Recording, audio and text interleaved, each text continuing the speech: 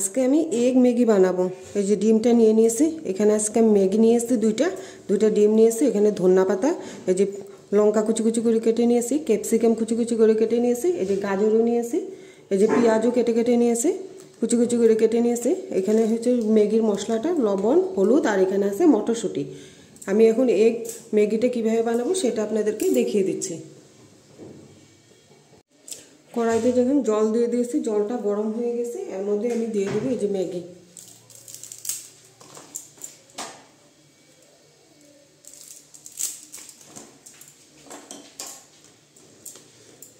এই যে ম্যাগিটা দিয়ে দিয়েছি, ম্যাগিটা এখন সিদ্ধ হবে।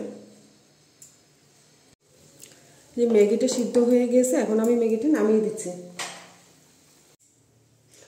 এই যে ম্যাগিটা নামিয়ে দিয়েছি, আমি এখন কড়াইতে দিয়ে দিচ্ছি যে সরষের তেল।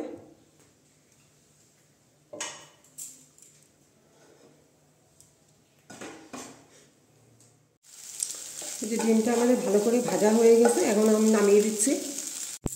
আমি কড়াইতে আবার সরষের তেল দিয়ে দিয়েছি, তেলটা গরম হয়ে গিয়েছে।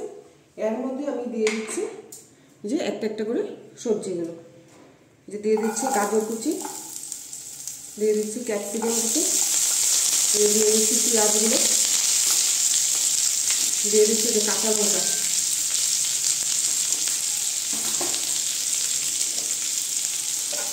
দিয়ে আমি হালকা করে একটু ভেজে নেব। এটা হালকা করে আমাদের ভাজা হয়ে গিয়েছে। এর মধ্যে আমি দিয়ে দিচ্ছি এই যে মটরশুঁটিগুলো, দিয়ে দিচ্ছি এই যে লবণ, আর দিয়ে দিচ্ছি একটু হলুদের গুঁড়া। এখন আমি এইগুলোকে একটু ভালো করে ভেজে নেব।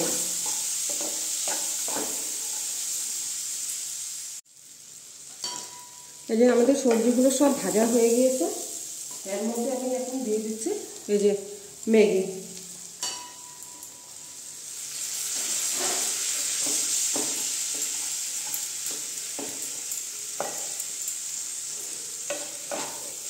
ম্যাগিটা দিয়ে দিয়েছি, এখন ভালো করে আমি মিশিয়ে নিচ্ছি ম্যাগিটা।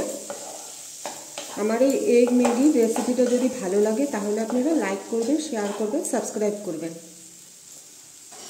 এখন এটার মধ্যে দিয়ে দিচ্ছি এই যে দেখেন ভেজে রাখা ডিমটা, দিয়ে দিচ্ছি এই যে বাটার, দিয়ে ভালো করে আমি এখন মিশিয়ে নিব। যে দেখেন ভালো করে আমি মিশিয়ে নিয়েছি। এখন এর মধ্যে দিয়ে দিচ্ছি এই যে ম্যাগির মশলাটা,